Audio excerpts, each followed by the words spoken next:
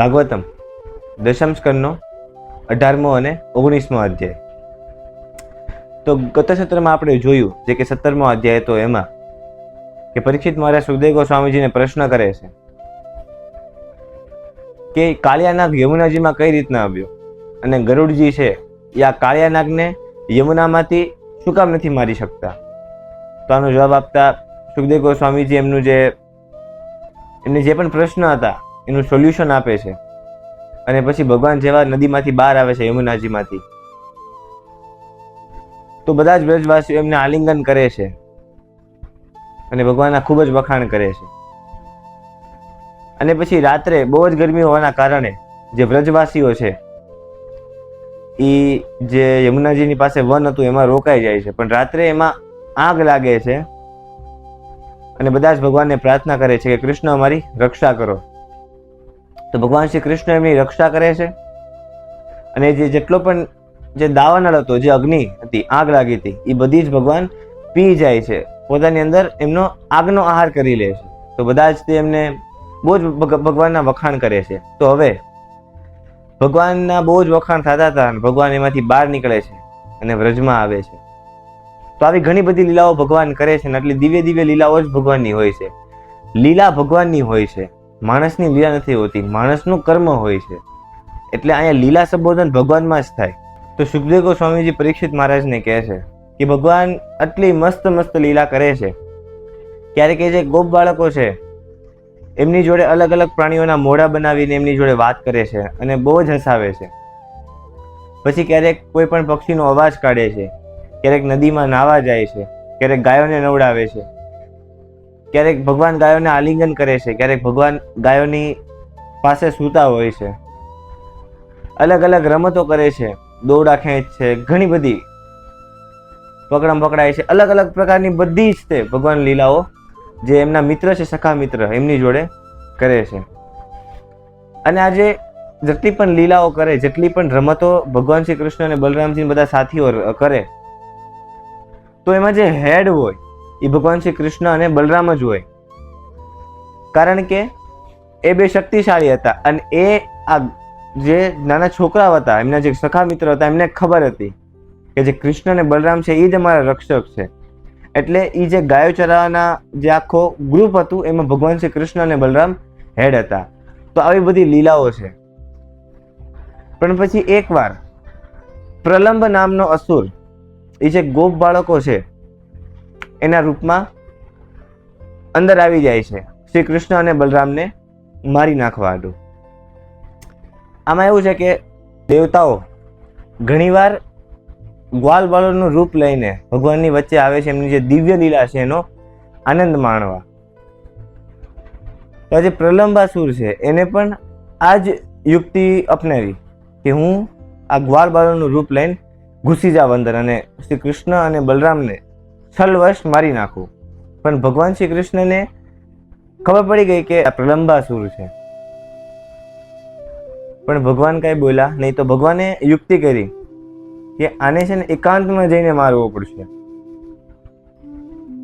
તો ભગવાન શ્રી કૃષ્ણએ ખેલ ચલાવ્યો. તો એમાં બે ગ્રુપ થયા, એમાં જે અલગ અલગ બે ગ્રુપ થયા. તો એક ગ્રુપના જે લીડર હતા એ ભગવાન શ્રી કૃષ્ણ હતા અને બીજા ગ્રુપના જે લીડર હતા એ બલરામજી હતા. તો અલગ અલગ રમતો રમાતી હતી, પણ એમાંથી જે ગ્રુપ હારી જાય એને જે સામેવાળું ગ્રુપ છે એના બધા જ લોકોને ખંભે ઉપાડીને એક નિયમિત સ્થાન, મતલબ એક દૂરી સુધી એને લઈ જવાના. તો ભગવાન શ્રી કૃષ્ણની ટીમ છે એ હારી ગઈ હતી અને એમાં જ તે આ પ્રલંબાસુર હતો. તો પ્રલંબાસુરે બલરામજીને ઉપર ચડાવ્યો અને બાકી બધા જે ગોપ બાળકો છે એ અલગ અલગ એમના મિત્રોને ખંભે ચડાવીને બીજી બાજુ વયા ગયા. પણ આજે બલરામજીને લઈને આ દૂર જતો રહ્યો. પ્રલંબાસુર હસીને કહેવા લાગ્યો કે મેં જે ષડયંત્ર રચેલું હતું એની અંદર તું હવે ફસાઈ ગયો છો. બલરામજીને કહે છે પ્રલંબાસુર. અને જે પ્રલંબાસુર છે એ એનું ઓરિજિનલ જે રાક્ષસ સ્વરૂપ છે એ લઈ લે છે અને જોર જોરથી હસવા લાગે છે. તો બલરામજી જોઈને ડરી જાય છે.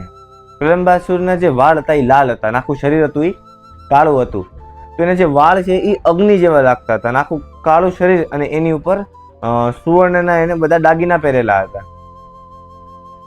પણ બલરામજી થોડી વાર ભૂલી ગયા કે હું અનંત શેષ છું. પછી એમનું બળ યાદ આવ્યું અને જ્યારે જે રાક્ષસ છે એ બલરામજીને પકડીને આકાશ માર્ગે લઈ જવા લાગ્યો. તો બલરામજીએ જોયું કે આ તો મારી ચોરી કરે છે, અનંત શેષની ચોરી કરે છે. બલરામજી એક જ મુષ્ટિકા એના માથા ઉપર મારી અને એનું જે માથું હતું આખું ફાડી નાખ્યું અને ધડામ કરીને એ નીચે પડ્યો. અને બધા જે એમના સખા મિત્ર છે દોડીને આવે છે, દોડીને આવીને જોવે છે તો અવડો મોટો રાક્ષસ અને બલરામજી બચેલા છે. તો બધા જ ગોપ બાળકો બલરામજીની ખૂબ જ પ્રશંસા કરે છે અને એમની જય જયકાર કરે છે કે બલરામજી કેટલા બળવાન છે. પહેલા આપણને ધેનુકાસુરથી બચાવ્યો, પછી આ કોક રાક્ષસ હતો એનાથી આપણને બચાવ્યો.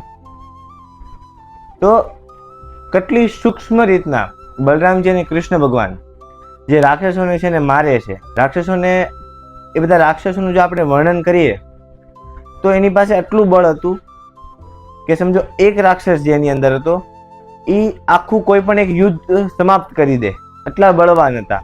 પણ જે કૃષ્ણ અને બલરામજી છે એનું ખાલી તમે બળ જોવો કે કેટલા શક્તિશાળી છે ભગવાન શ્રી કૃષ્ણ અને બલરામજી, કે ખાલી એક જ મુષ્ટિકામાં પ્રલંબાસુરને મારી નાખ્યો. અને ભગવાન તો પ્રાણ લેવામાં એક્સપર્ટ છે.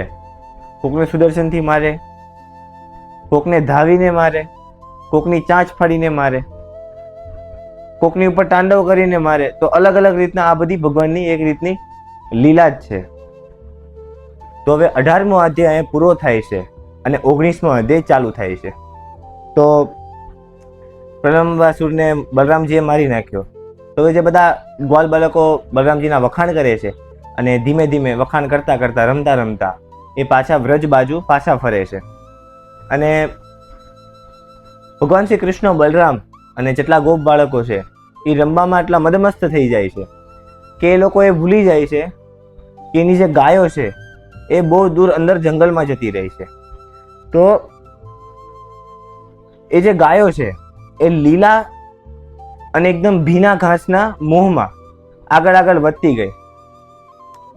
પણ જે જંગલ હતું એ આગળ સુકાઈ ગયું હતું ગરમીના કારણે. તો એમાં જે ગાયો હતી, અમુક ગાય એવી હતી જેનું હજી વિયાણ નથી થયું, મતલબ જે હજી ગર્ભવતી છે. થોડી ગાયો એવી હતી જે એક જ વાર વિયાયેલી છે, જેનો એક જ વાછડો છે. અને પછીની જે બધી ગાયો હતી એવી હતી કે જેના બહુ બધા વાછડા છે. તો એ બધી વાછડાઓ સાથે આગળ એ વનમાં ફસાઈ જાય છે અને અતિશય ગરમી અને બફારાના કારણે એ જે ગાયો છે એ બહુ જ એમનાથી શ્વાસ નથી લેવાતો અને બહુ જ ગરમીના કારણે ગાયો મૂર્છિત થઈ જાય છે. પછી ગોપ બાળકોને યાદ આવે છે કે અમારી જે ગાયો છે એ તો અહીંયા નથી અને બહુ એમને ગોતે છે પણ મળતી નથી. તો જે ગોપ બાળકો છે રુદન ચાલુ કરી દે છે. તો ભગવાન શ્રી કૃષ્ણ વાંસળી વગાડીને ગાયોને શોધવાનો પ્રયત્ન કરે છે. તો ગાયો મૂર્છામાંથી ઊભી થઈને તરત જ તે બોલવાનું ચાલુ કરે છે અને સામો જવાબ આપે છે ભગવાન શ્રી કૃષ્ણને. હવે અહીંયા જે ગાયો છે એ પણ ભગવાન જોડે મનોમન વાર્તાલાપ કરે છે. તો પછી ભગવાન જાય છે અને આટલી જ વારમાં ત્યાં બધા જ ગોપ બાળકોને બધું હોય અને એટલી જ વારમાં ભયંકર આગ લાગે છે અને ગરમ લૂ ફૂંકાતી હોય, મતલબ પવન. તો એના કારણે અતિશય ગરમી અને આખા જે વન છે એમાં બહુ જ મોટો દાવાનળ લાગે છે, મતલબ બહુ જ મોટી આગ લાગે છે અને બધા જ ગોપ બાળકો અને બધા ફસાઈ જાય છે. તો બધા શ્રી કૃષ્ણને કહે છે કે કૃષ્ણ અમારી રક્ષા કરો, આ અગ્નિથી અમે બહુ પીડાઈ રહ્યા છે, આપણી ગાયો આની અંદર છે જે હજી ગર્ભવતી છે, અમુકના 1-2 વાછડા છે. તો તમે હવે અમારી રક્ષા કરો. અને બધા જ જે ગોપ બાળકો છે ડરી રહ્યા હતા. ત્યારે ભગવાન શ્રી કૃષ્ણ કહે છે કે તમે લોકો ડરો નહીં, તમારો વાળ પણ વાંકો નહીં થાય, હું છું ત્યાં સુધી. તો ભગવાન શ્રી કૃષ્ણ છે એને 17મા અધ્યાયમાં આપણે જોયું કે એ અગ્નિનું પાન કરે છે. તો સેમ આ જગ્યાએ તે ભગવાન શ્રી કૃષ્ણ છે એ અગ્નિનું પાન કરે છે અને જેટલી અગ્નિ છે એને ઠારી દે છે.